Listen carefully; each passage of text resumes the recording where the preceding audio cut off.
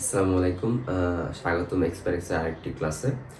এই পর্যন্ত আমরা 5টি ক্লাস আপলোড দিয়েছি।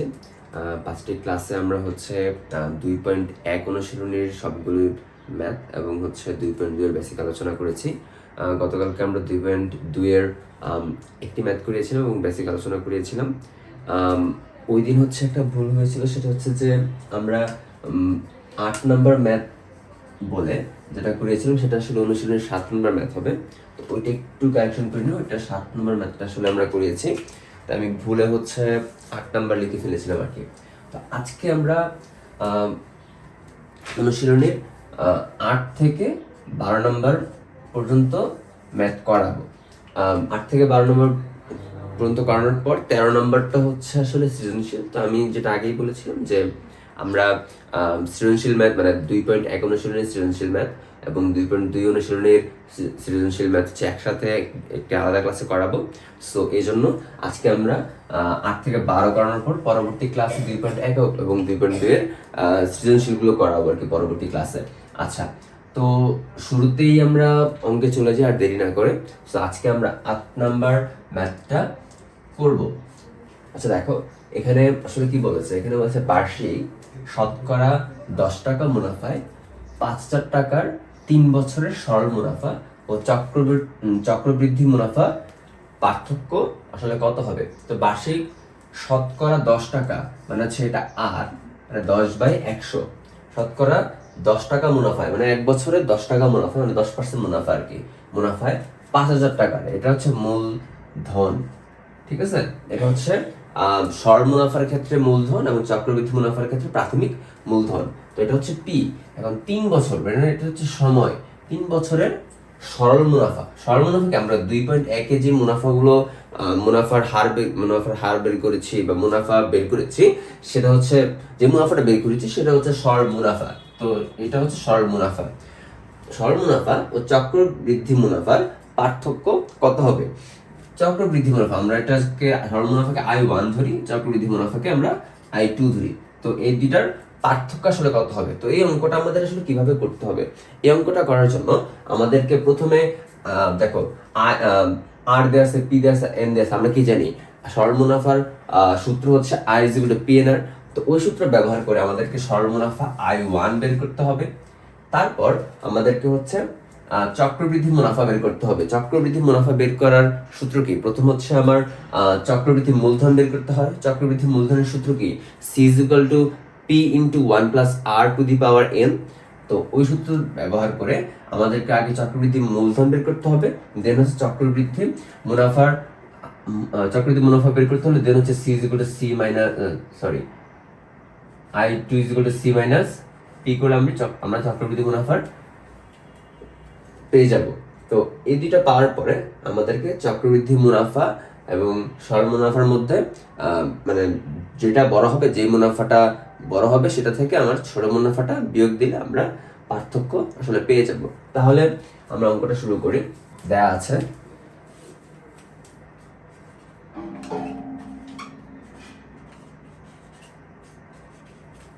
আছে বার্ষিক শতকরা 10 টাকা মানে হচ্ছে মুনাফার হার 10/100। এখন মূলধন P = 5,000 টাকা। ওকে, সময় N 3 বছর। ওকে, আমরা জানি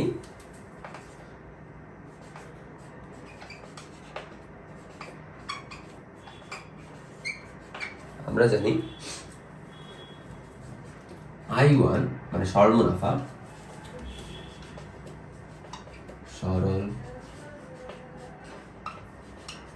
I1 PNR। P হচ্ছে 5,000, N হচ্ছে 3,000 এবং R হচ্ছে 10/100। তাহলে 100 5 0 500 1500 টাকা। তো সরল মুনাফা হচ্ছে 1500 টাকা। এখন আমাদেরকে হচ্ছে চক্রবৃদ্ধি মূলধন বের করতে হবে। চক্রবৃদ্ধি মূলধনের ফর্মুলা কি? চক্রবৃদ্ধি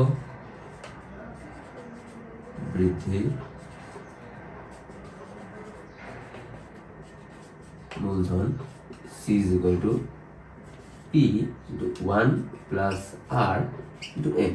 P হচ্ছে 5000, 1 plus 10 by 100 by N হচ্ছে 3 বছর,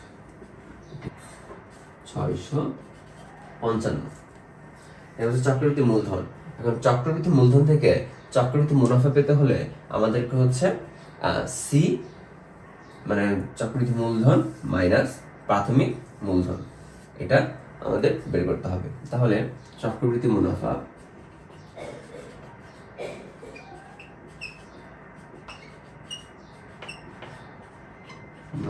I1 C মাইনাস P, তার মানে 6655 মাইনাস 5000, 1655। এখন সুতরাং সরল মুনাফা চক্রবৃদ্ধি মুনাফার পার্থক্য, মুনাফার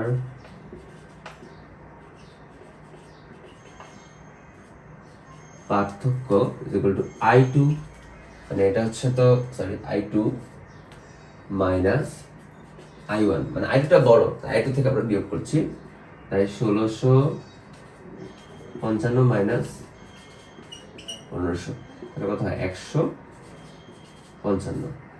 এটাই হচ্ছে অ্যান্সার। আমরা প্রথমে সরল মুনাফা বের করেছি, এরপর চক্রবৃদ্ধি মূলধন বের করেছি, তারপর চক্রবৃদ্ধি মূলধন থেকে আমরা চক্রবৃদ্ধি মুনাফা বের করেছি, দেন দুইটা যে মুনাফা পেয়েছি চক্রবৃদ্ধি মুনাফা এবং সরল মুনাফা, সেটা থেকে আমরা পার্থক্য তৈরি করেছি বিয়োগ করে। এটা হচ্ছে মূলত অ্যান্সার। এখন আমরা হচ্ছে 9 নম্বর ম্যাথটা সলভ করব। তো এখানে আসলে কি বলছে, এখানে বলছে একই হার মুনাফায় কোনো মূলধনের 1 বছরান্তে চক্রবৃদ্ধি মূলধন 6500 টাকা ও 2 বছরান্তে 6760 টাকা হলে মূলধন আসলে কত? 2 বছরের চক্রবৃদ্ধি 2 বছরান্তে 6760 টাকা হলে আসলে মূলধন কত? এখানে আমাদের মাথায় রাখতে হবে একই হার মুনাফা, মানে আর এই আরটা হচ্ছে সেম। কোনো মূলধনের 1 বছরান্তে চক্রবৃদ্ধি মূলধন মানে প্রথম বছরে 6500 টাকা এবং 2 বছরে 6700 টাকা হলে আমাদের মূলধন কত? আমাদেরকে বের করতে হবে P is equal to কত। তাহলে আমরা জানি কি, আমরা জানি চক্রবৃদ্ধি মূলধনের যে ফর্মুলা সেটা হচ্ছে C is equal to P into 1 plus R to the power N। তো এখন আমরা অঙ্কটা এভাবে করতে পারি, প্রথম ক্ষেত্রে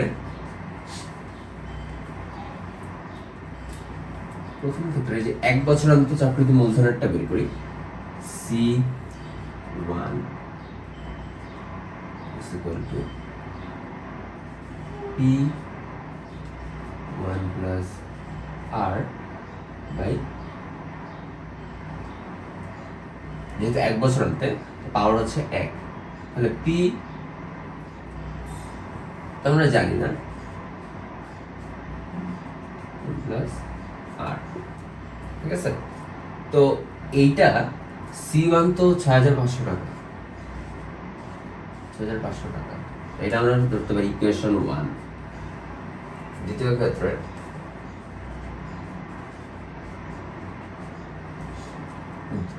দুই বছরান্তে 6700 টাকা, মানে C2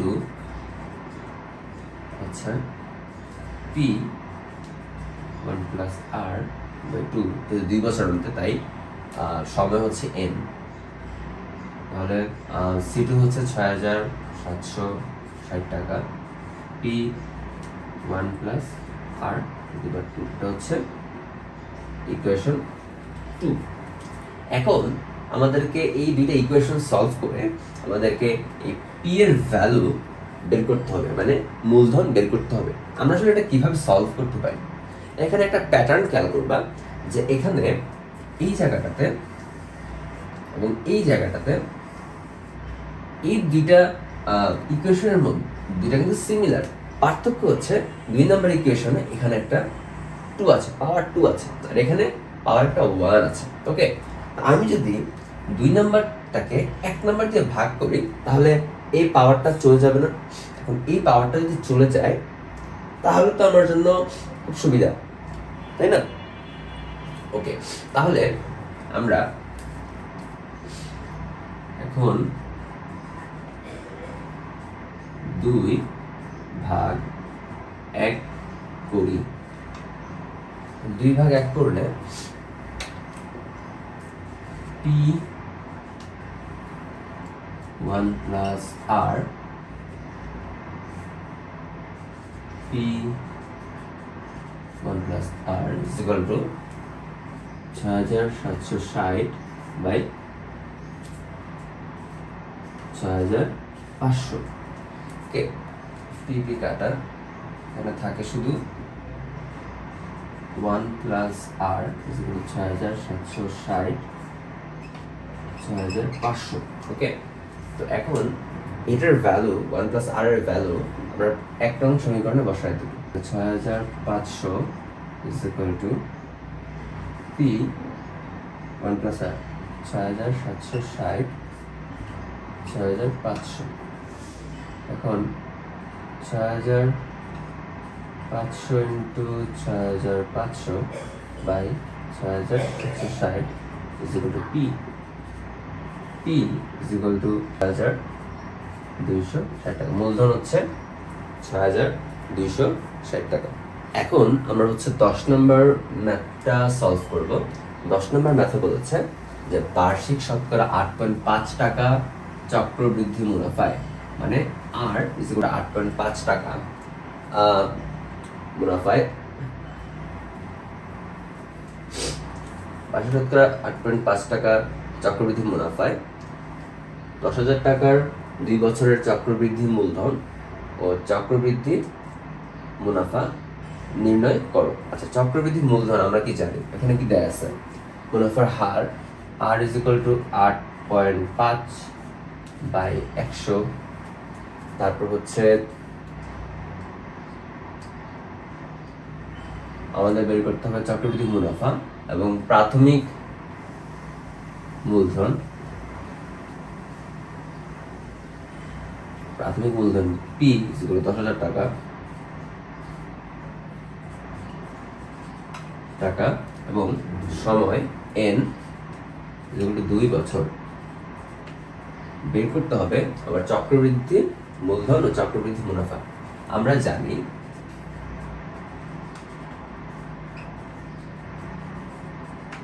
জানি চক্রবৃদ্ধি মূলধন C is equal to P1 plus R by N। P হচ্ছে 10,000,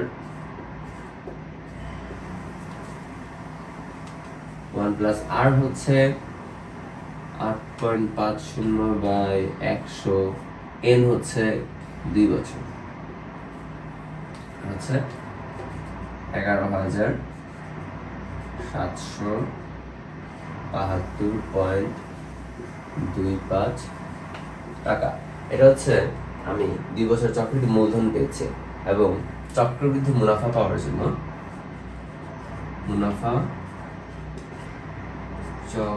চক্রবৃদ্ধি মুনাফা equal to C minus P। C হচ্ছে 11,772.25 এবং P হচ্ছে 10,000।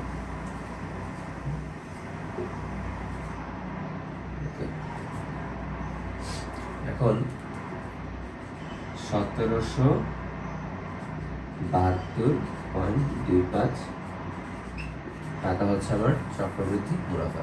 আশা করি অঙ্কটা বুঝতে পেরেছেন। এখন আমরা পরবর্তী ম্যাথে চলে যাব।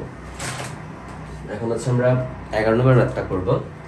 11 নম্বর ম্যাথে কি বলেছে, কোনো শহরের বর্তমান জনসংখ্যা 64 লক্ষ, শহরটির জনসংখ্যা বৃদ্ধির হার 1000-এ 25 জন হলে 2 বছর পর জনসংখ্যা কত হবে? এই অঙ্কটা আমরা জনসংখ্যা যে বের করব এটা চক্রবৃদ্ধি মুনাফার ফর্মুলা দিয়ে বের করা যায়। কারণ কি? কারণ হচ্ছে আমরা এই যে 64 লক্ষ জনগণ, এটাকে আমরা চক্রবৃদ্ধি মূলধনের প্রাথমিক মূলধনের সাথে না পি এর সাথে তুলনা করতে পারি। তো 64 লক্ষ হচ্ছে ধরো পি, শহরটির জনসংখ্যা বৃদ্ধির হার 1025 জন। আমরা যখন টাকার ক্ষেত্রে করি তখন হচ্ছে আমরা মানে শতকরা হিসাবে হিসাব করি, এখানে আমরা হাজার হিসেবে হিসাব করব। এটাকে ধরতে পারি আমরা আর, এটাকে আমরা ধরতে পারি পি, এবং এটাকে আমরা সময় দিবসে ধরতে পারি। তাহলে আমরা কি জানি, চক্রবৃদ্ধি মূলধনের ফর্মুলা আমরা জানি না, যে C is equal to P 1+r/n। আমরা সেম ফর্মুলা এখানে অ্যাপ্লাই করতে পারবো। সেম ফর্মুলা অ্যাপ্লাই করলে এখানে হচ্ছে আমরা ম্যাথটি বের করে ফেলতে পারবো আর কি। এক্ষেত্রে আর কি, আর হচ্ছে 25/1000, তাহলে 1/40, ওকে, 1/40। এখন সময় n যেগুলো 2 বছর, ওকে। আচ্ছা, এখন আমার 2 বছর পর জনসংখ্যা কত হবে? 2 বছর পর মোট জনসংখ্যা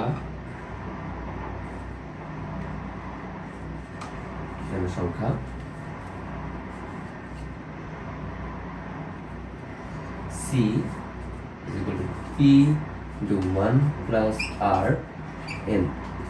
P কত? 64 লক্ষ।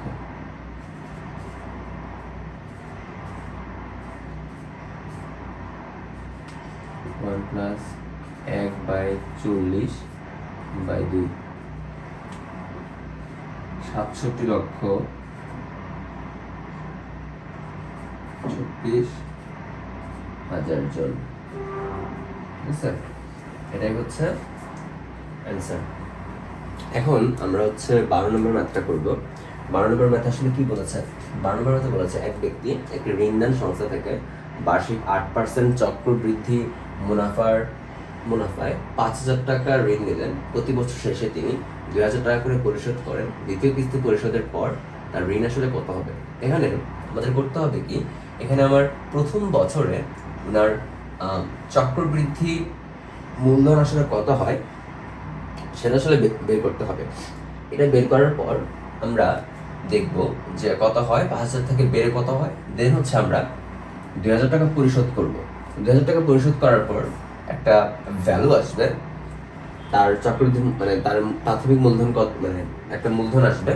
তো সেটাকে আবার আমরা দ্বিতীয় বছরের ক্ষেত্রে, দ্বিতীয় কিস্তির ক্ষেত্রে আবার ফর্মুলায় বসাবো, চক্রবৃদ্ধি মূলধনের ফর্মুলা। তখন এটা ওই যত ভ্যালু এসেছিল সেখান থেকে আরেকটু বাড়বে। দেন হচ্ছে আমরা আবার 2,000 টাকা পরিশোধ করব। মানে পরপর 2 বছর 2,000 টাকা পরিশোধ করার পর তার কত টাকা ঋণ থাকে সেটা আমাদের বের করতে হবে। এখন আমরা সিম্পলি অঙ্কটা আসলে করি। তো প্রথম ক্ষেত্রে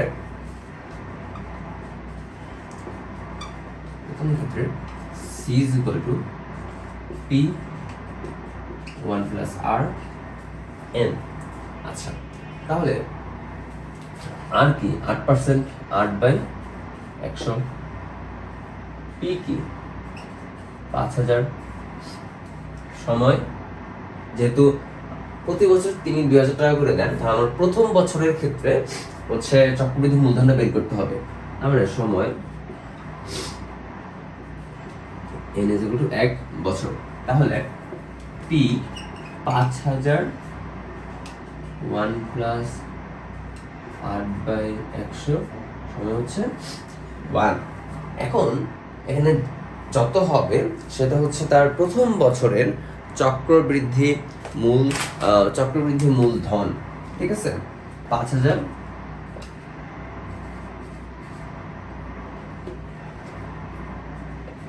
5,400 টাকা, ঠিক আছে? এটা প্রথম বছরে।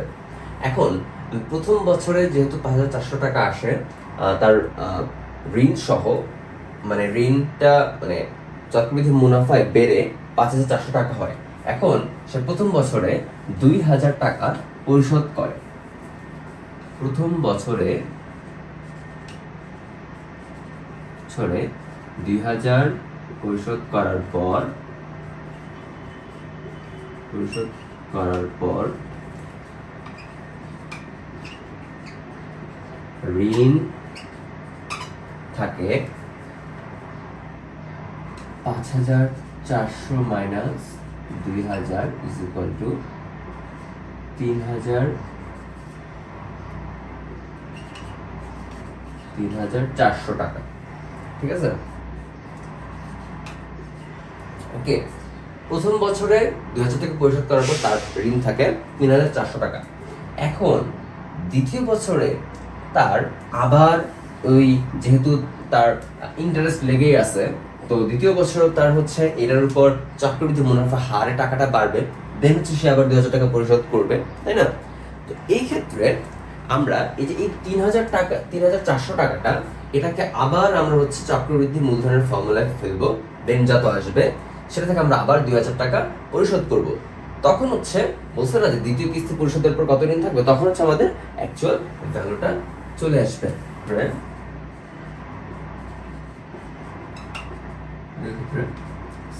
P 1 plus R N P হচ্ছে 3,400 1 প্লাস মুনাফার হার একই থাকবে 100 N কি এক হবে, মানে সময় কি এক হবে নাকি দুই হবে? এখানে তো দ্বিতীয় কিস্তি বলছে, তাহলে এক হবে নাকি দুই হবে?